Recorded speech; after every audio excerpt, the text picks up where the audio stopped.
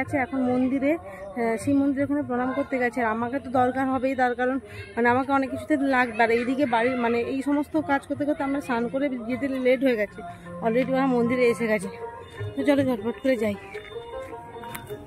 ওরা যেই টাইমটাতে গিয়ে পৌঁছেছে ওই টাইমটাতেই ঠাকুরমশাই পুজো করতে বসেছে। তো সবাই বললো যে তোরা বসে যা, একটা ভালো সময় এসেছিস, তো পুজোটা হয়ে যাক, তারপরে ঠাকুরমশাই আরো ভালো করে আশীর্বাদ করে দেবে। তো একটা ভালো সময় গেছে, সেই জন্য ওরা এখন বসে আছে। আর তোমরা দেখতে থাকো। আর আমি এসেই দেখছি ওরা মন্দিরে অলরেডি উঠে গেছে, কারণ বলেইছিলাম তো অনেকটা লেট হয়ে গেছে। তো চলো, দাদা বৌদির আশীর্বাদ এখানে হয়ে গেল, মানে প্রণাম হয়ে গেল। তো এরপরে কি হয় কি না হয় তোমরা দেখতে থাকো প্লিজ ব্লগটি লাস্ট পর্যন্ত।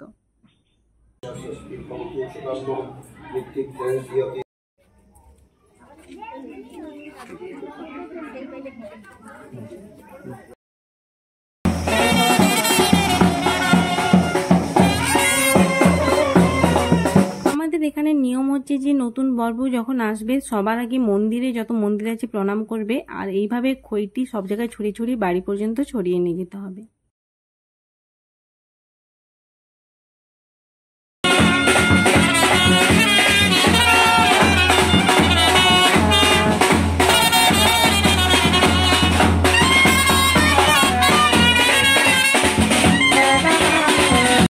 ফাইনালি দাদা বৌদি এবার বাড়িতে ঢুকছে, মানে বৌদির বধূবরণ যাকে বলে হচ্ছে।